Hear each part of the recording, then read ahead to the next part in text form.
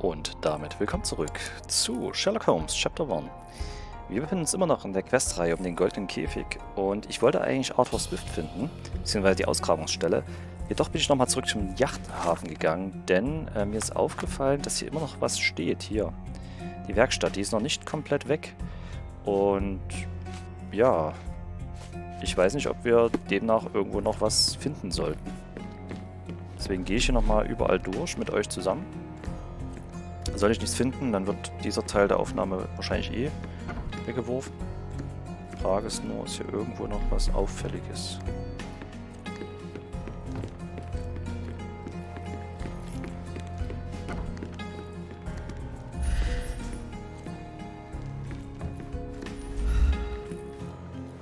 We can become pirates and show them what should. Beziehungsweise, was haben wir denn noch? Wir haben hier noch was wir als Hinweis nehmen sollen. Verdächtige Nachricht. Schmuggelei. Ah, guck an. Wusste ich's doch. So, was haben wir denn hier? Teedose, nicht schmutzig oder staubig. Ein bisschen Tee. Und darin ist... Oh. Undeniably psychotropes. Not for toothache, I think. Nicht gegen Zahnschmerzen. Obendrauf steht Queen's Breakfast Plant Tea. A typical tea tin. I wonder what he has for biscuits. Anstelle von Gebäck, was ist da drin? Okay, haben wir also was entdeckt? Oi! Hands off my possessions before you lose your fingers. Are you illiterate? The rules are written every... Ah, Mr. Perks, the cabin boy Das himself. wurde auch manchmal geschaut. Champion, you mean? I was right. You are illiterate. I think a couple of shiners might teach you. One last chance. Who are you? I am a friend of Theodore Gilden. My name is Sherlock Holmes. I need a few words from you about... Get out of here. I'm not joking. Leave this place before you have cause to regret it. I will use force. Do the police still throw people in prison for smuggling? Oh yes, with you helpless and handcuffed, I'd learn a few more secrets. We don't need to compete with our egos now, surely. Oh no. I'd rather you tell me something more, so that I might have more reasons to punch you out. Also diese Stimme ist ja schon sehr auffällig bei ihr. Übrigens, ich finde das schön beim Kopf, diese Ader hier, dass diese Adern mit abgebildet werden. Das ist schon sehr realistisch. Aber die Stimme von ihm, es ist eindeutig weiblich. Mal gucken, was wir haben. Kaum sichtbarer Adamsapfel. Weiblich. Gewalteinwirkung oder Unfall, verbundener Arm. Mit einem Ellenbogen, was ist da? Litt harten Schlag, geschwollener Ellenbogen.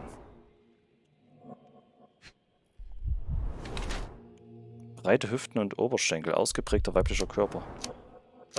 Also ausgeprägt weiblich fand ich den jetzt nicht, aber gut. Paul Perks ist in Wahrheit eine Frau, die sich als Mann verkleidet, um so einen besseren gesellschaftlichen Stand zu haben. Sie nutzt die Privilegien der Männerwelt, um ihre persönlichen Ziele zu erreichen. Sie steckt all ihre Energie in ihren Sport, auch wenn sie dabei hin und wieder kleinere Unfälle auf dem Meer erleidet. Schramm und ein verletzter Arm sind Ehrenzeichen dieser gefährlichen Sportart. Sie ist eine furchtlose Seglerin und nicht willens aufzugeben, auch wenn sie dafür einen hohen Preis zahlen muss und dies eigentlich nur Männern vorbehalten ist. Ich sehe keine Veranlassung, ihr Geheimnis preiszugeben.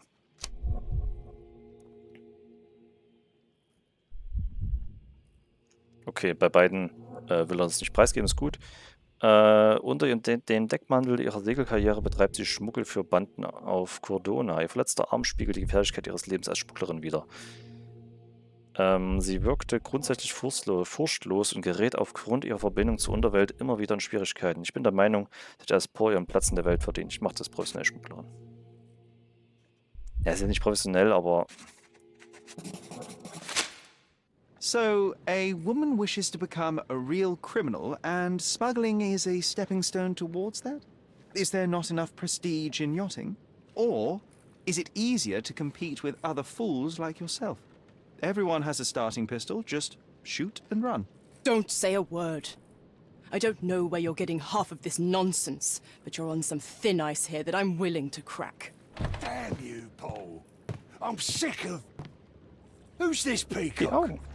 Does he know who I am? I definitely know who you are not.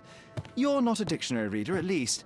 I wanted to see how you Wohl Kunden auf Dictionary geht. pals interact with each other in your natural habitat.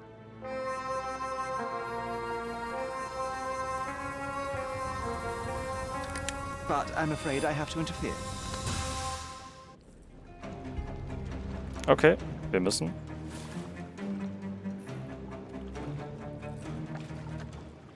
I'm coming for you. Komm, den kriegen wir noch. I'm coming. I will end you.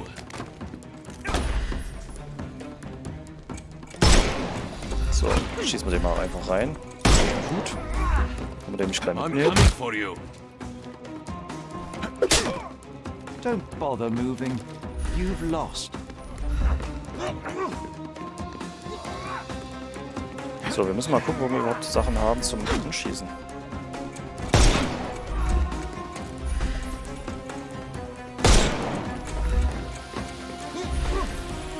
Won't work this way. Ja, ja. Stuftagedose ist nicht bereit, oder? Hier ist Mehl, da könnte man hinlocken. Komm mal zum Mehl. Snuff's ready. No more crime for you. Give him the pepper snuff. So, wer kommt alles noch? Da ist einer. Time to knock this guy out. Alles Y. Typen. Don't bother moving. The snuff's ready. Can overcome the brute now. The Brute. Overcome the Brute. Trotzdem schlägst du da No eine more Teilplatte crime rein. for you until next Das ist month. Nummer 3er-Typen. Wo ist der dritte?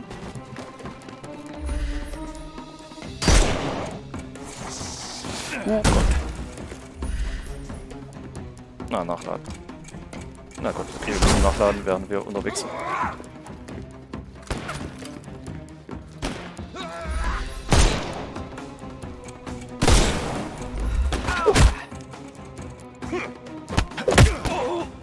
Warum trägt er überhaupt ein bisschen Alkohol mit sich rum? He's all yours now. Go for it. I'll put you 6 feet under. Sieg's wieder angeht. Versuch's ruhig. Du hast einen Hut. Nehmen wir mit. I'm coming for you. Und Don't tschüss. cry, you'll live. Give him the pepper snuff.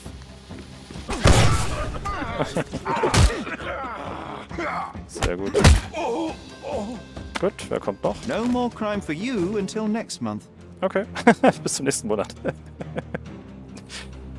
So, And there's no reward for risking our lives. Paul's explanation will suffice. okay, also ich glaube, ich weiß nicht, ob das jetzt die perfekte Erklärung war mit Paul, aber das andere war genau einfach nur Segeltyp und da wurde die Drogen gar nicht erwähnt. Hier wurden welche Drogen erwähnt, deswegen habe ich natürlich das genommen. Profil, Paul Perks. Und hier Yachthafen-Werkstatt.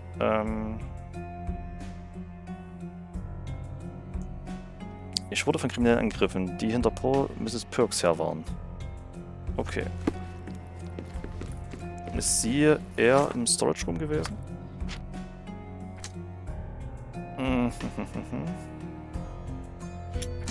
Machen wir sowas mal. Na, schade. Das wäre interessant geworden. Hätte man nämlich auch anders verbinden können. So. Du bist noch hier? We can become pirates and show them what should be stored in here. Oder bist du hier bei... Ja, du bist hier.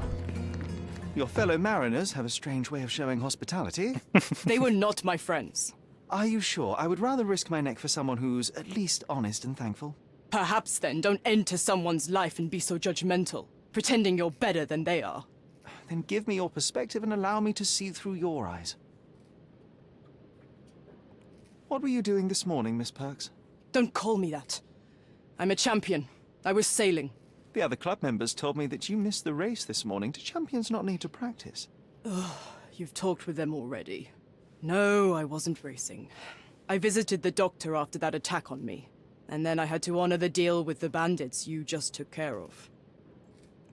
I tried to tell you before, but your partners interrupted. Have you heard the news? Theodore Gilden is dead. Do you have anything to say?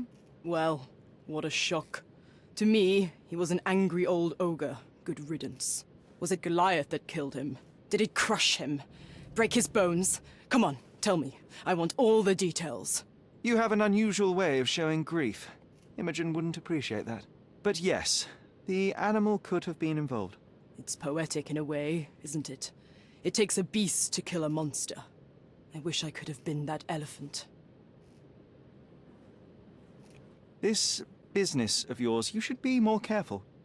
Ruining your life at such a young age is ridiculous. I am careful. Except for you, no one has noticed where I store the smuggled goods. If the police arrive, there's no link to me. It's common storage, not exclusively mine.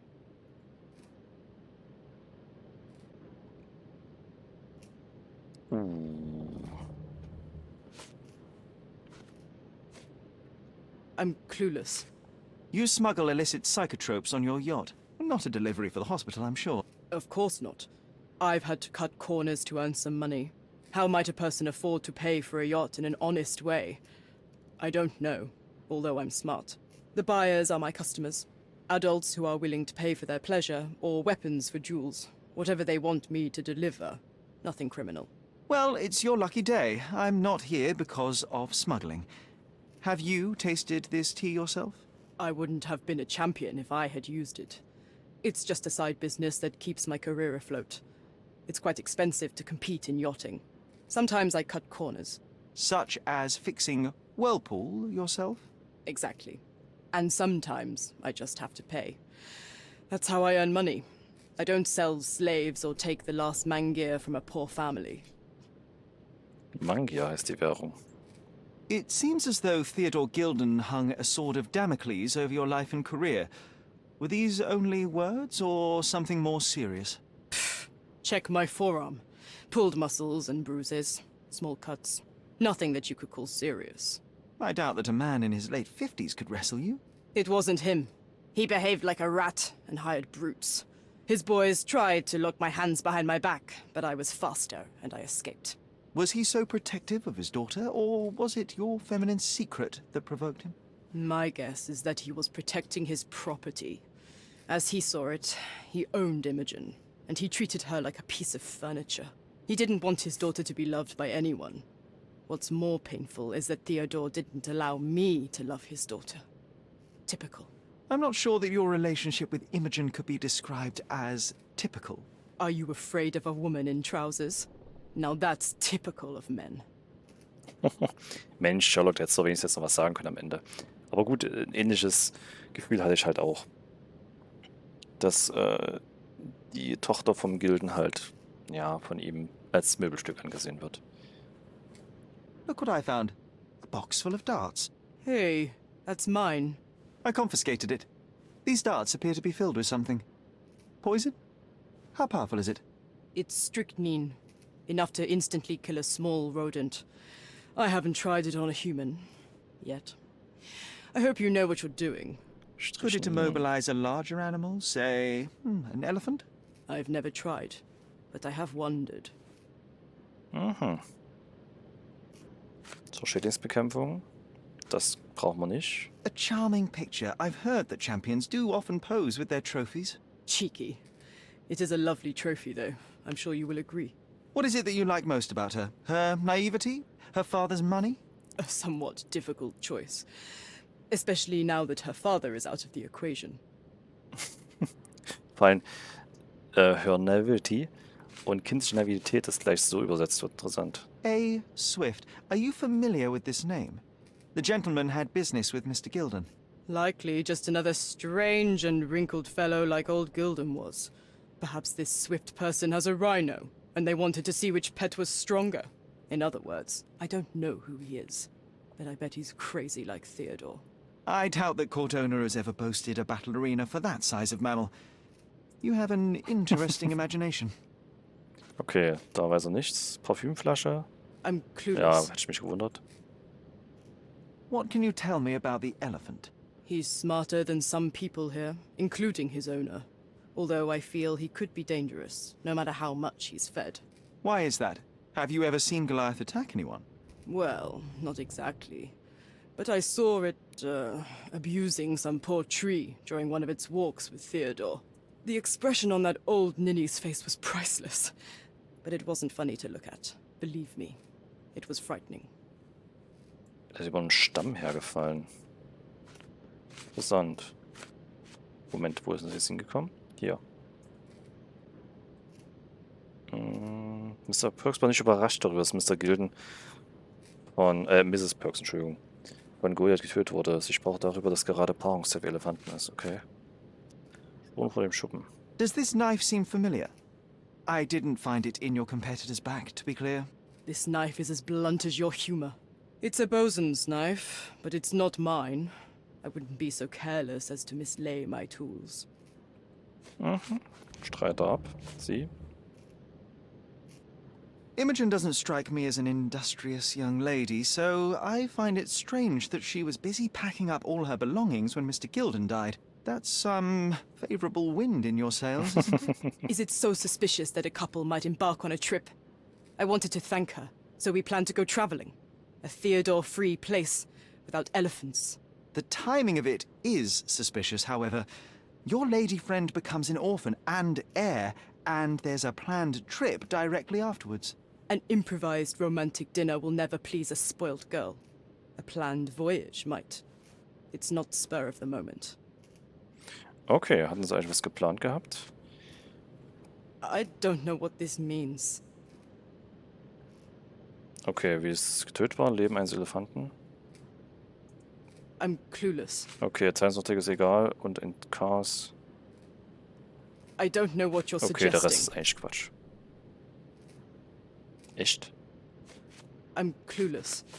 Between yachts, darts, and notes from bandits, I've discovered many fascinating facts about you. But this, an installment of Nabe and Laura's adventures. Why did you sully your life Die with Bücher this? doch. It's a gift from Imogen. I didn't buy it. I might have turned a couple of pages. Damit but hätte ich nicht nothing gerechnet, more. dass das gerade hier I swear. Fakt sein I könnte. will give you the benefit of the doubt, but your literary taste has put you on my blacklist. 7 Hinweise aktualisiert, neuer Hinweis für Gedankenspiele. Alle Hinweise erhalten, sehr gut. Dann würde ich auch mal gehen. John, ja, du kannst mir Negatives sagen. Shay macht sich in Kämpfen immer besser. Eines Tages wird er sogar mich schlagen können, aber das wird noch dauern. Okay, wir gucken mal bei Gedankenspielen nach. Mr. Gilden ging gegen Paul Perks vor. Frische Verletzung, zählt nicht. Mr. Gilden gegen... Hier. Mr. Gilden wollte Paul Perks schaden. Theodore Gilden wollte Paul Perks Karriere ruinieren und heuerte sogar Schläge an. Okay, was gibt's noch? Frische Verletzung, beschädigte Schuppenwand. Ist das eine Möglichkeit? Paul Perks Ellenbogenverletzung könnte von einer Kollision mit der Schuppenwand auf Theodore Gildens Anwesen herrühren. Gut, und was haben wir noch?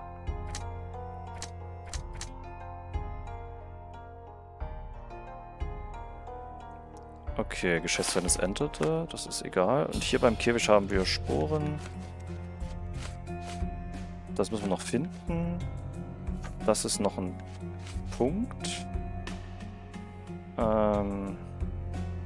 Geschäftspapiere. In der Altstadt. Geschäfte. Also das klingt nach Archiv der Stadt. Oder Zeitung. Ich würde aber Archiv der Stadt eher sagen. Gut. Bedeutet also für uns, dass wir jetzt ins Archiv gehen und dort mal nachschauen. Vielleicht finden wir was. Bis gleich. So, wir sind bei den Archiven angekommen. Und wir schauen mal. Also wir sollen Bauplan für den Elfenbeinbäder. Der Name A. Swift war ursprünglich als Partner aufgeführt, wurde dann aber durchgestrichen. Imogen nannte mir den vollen Namen von Mr. Gildens Geschäftspartner Arthur Swift. Sie hatten gerade an einem Projekt in der Altstadt gearbeitet. Imogen wusste nicht mehr zu berichten, erwähnte aber noch, dass für die Zusammenarbeit eine Menge Geschäftspapiere nötig waren. Okay. Dann, es könnte ein Unternehmen sein, würde ich sagen. Zeitraum. Immer noch normaler Zeitraum. Rechtsdokumente, also um überhaupt dahin zu kommen. Achso, dann machen wir den Zeitraum mal raus. Und Stadtteile Altstadt. Perfekt. Gilden und Swift Limited Handelsregister. Eintragung des Handelsregister. Diese amtliche Urkunde bestätigt die Kraft der Befugnis der Regierung von Cordona die Gründung des Unternehmens Gilden Swift Limited am 21. Juni 1877. Theodor Gilden ist alleiniger Eigentümer des oben erwähnten Unternehmens und verpflichtet sich, Geldmittel sowie das als römischer Bezirk bekannte Grundstück zur Verfügung zu stellen. Arthur Swift ist Gründungspartner und verpflichtet sich, Geldmittel sowie seine Dienste als Archäologe zur Verfügung zu stellen. Das primäre Ziel dieses Unternehmens ist die archäologische Erforschung der Ausgrabungsstätte an der Kreuzung Bazaar Road und Arnold St. jenseits der Arnold Street. Jenseits, wie komme ich auf jenseits? Also Arnold Street jenseits der Befestigungsmauer der Altstadt von Cordona. Bazaar, Arnold, okay. Der alleinige Eigentümer erklärt sich hiermit bereit, die archäologischen Arbeiten zu finanzieren. Im Gegenzug gehen alle Funde mit historischem Wert in seinen Besitz über. Der Gründungspartner verzichtet hiermit auf seine Finde- und Besitzrechte an allen Funden. Im Gegenzug erhält er die exklusiven Veröffentlichungsrechte für alle akademischen Arbeiten, die mit seiner archäologischen Tätigkeit bei den Ausgrabungen im Zusammenhang stehen. Gezeichnet Mr. Theodor Gilden und Mr. Arthur Swift. Interessant, der eine darf also Geld daraus schlagen, also Profiten, der andere Wissenschaft. Alles klar. With your love for archives, you would have made the perfect bureaucrat. Dankeschön. Dann gehen wir raus und schauen mal, ob wir gleich das finden. Die Grabungsstelle. Erstaunlich, dass der Fall so lang geht. Das ist, glaube ich, schon Folge 3 und dann soll es mir noch eine 4. brauchen dazu. Okay. Ich mache erstmal das wieder weg. Fallmappe. Hier. Hier. Jenseits der Befestigungsmauern der Altstadt von Cordona, also davon weg. Bazaar und Arnoux.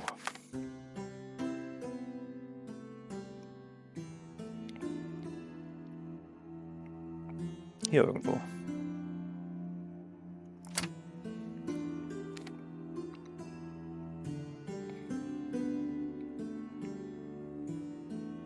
Dann schauen wir mal, ob es dort so einfach wird oder ob wir dort auf andere Probleme treffen. Apropos, die chemische Analyse von den Pfeilen wollte er jetzt nicht machen, der Gute. Ja. Okay, wir müssen in die Richtung. Ich meine, wir haben erst ein Banditenversteck gefunden, müssten eigentlich auch noch ein paar andere entdecken demnächst, aber na gut.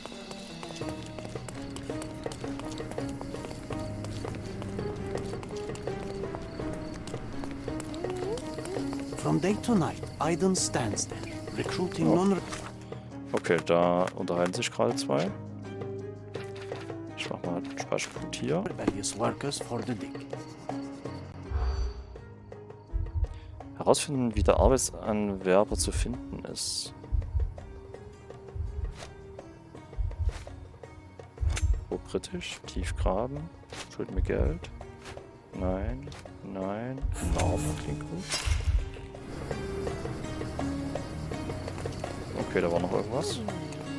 From day to night, Aiden...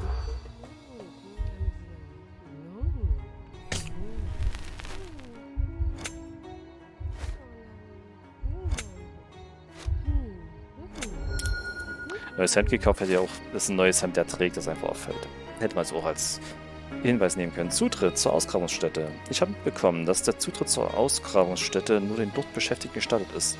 Ein Mann namens Aidin heuert offenbar auf dem Marktplatz im westlichen Teil der Altstadt neue Mitarbeiter an. Er hat eine Narbe am Hals und nimmt wohl nur Arbeiter mit einer pro-britischen Einstellung. So, wir haben auch wieder einen Eintrag von John. Ein weiterer meisterhafter Lauschangriff des einzigartigen Sherlock Holmes. Seine Ohren entgeht nichts. Und ich liebe es, wie die Archivsucherei schnell geht. Sherry weiß, wie ich es hasse, wenn wir uns durch staubige Dokumente wühlen müssen. Okay, Verkleidung. Pro-britisch. Die Frage, kriegen wir hier eine britische? Du kannst ja auf hier nicht wechseln.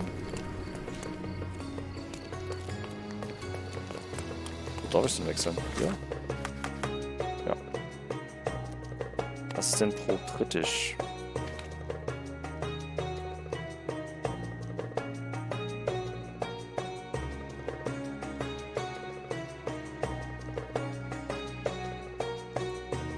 Hier, Oberschicht, Einheimischer Polizist, Arbeiter, Obdachloser, Krimineller. Pro britisch. Was ist denn jetzt pro britisch, um Himmels Willen? Ist das Oberschicht? Ich meine nur, verhält sich pro britisch.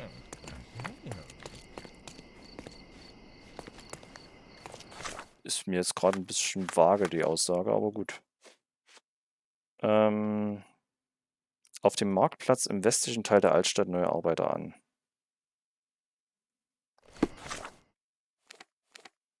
Westlichen Teil der Altstadt. Auf dem Marktplatz im westlichen Teil. Hier. Dann würde ich sagen, wir gehen mal hin und gucken mal, ob wir pro-britisch genug sind. Ich meine, kann ja auch von der Gesinnung her einfach gemeint sein, aber I don't know. Wie sie es genau ausgespielt haben wollen. Ist in der Bekleidung auf jeden Fall fällig. Haberwachturm. Hatten wir schon Haberwachturm? Na gut, vielleicht gibt es mehrere davon.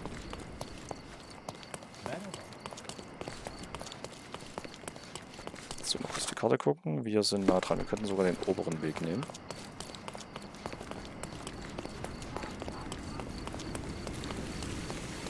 Und da müsste... The Market Square, beating heart of the old city. I wonder if they still sell that heavenly Turkish delight around the corner. Altstadtmarkt.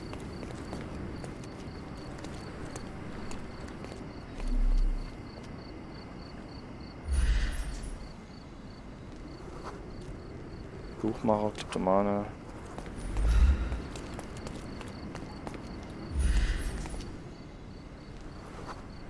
Gordonischer Schuhmacher, unfreundlich, gut Umgang mit Schusswaffen.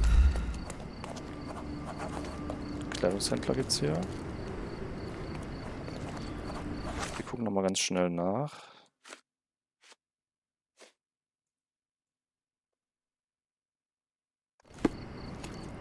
Don't miss out on my unique Don't miss out on the best carpets on the island. Da bist du.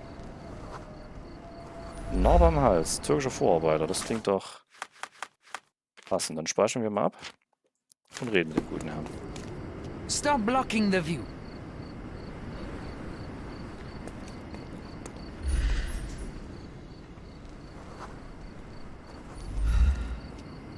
Okay, pro-britisch.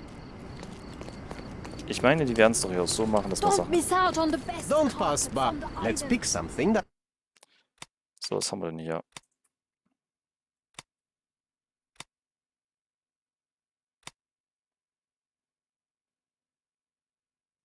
Ich meine, wir können Matrosen-Outfit kaufen. Gut, was gibt's denn hier noch für Zeug? Assassin, Revolverheld. Rotes Luxuskleid. Okay. Putzig.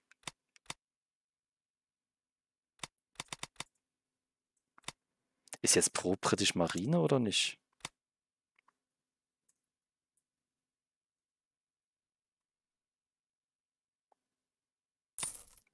Wir haben mal was Einheimisches gekauft. A good choice indeed. So, mal gucken, ob das damit gemeint ist.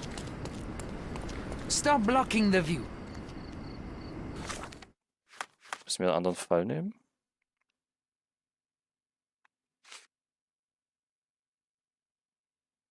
Nur Arbeiter mit einer pro-britischen... Der hat eine Narbe am Hals?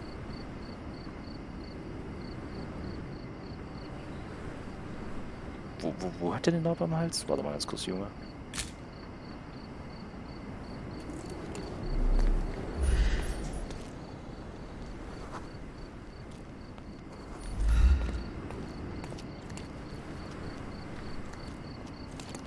Okay, also wir müssen hier deutlich einen größeren Unterschied machen. Don't miss out on the best carpets on the island. Es wird jemand sein, der hier irgendwie in der Nähe rumsteht, auf jeden Fall. Okay, wir gucken nochmal und wechseln mal die Garderobe. Also, offensichtlich meine aktuelle Kleidung sagt das aus. Da bin ich einheimisch, das zweite. Hinweise einen ausblenden. Also mache ich jetzt marinemäßig doch was, oder?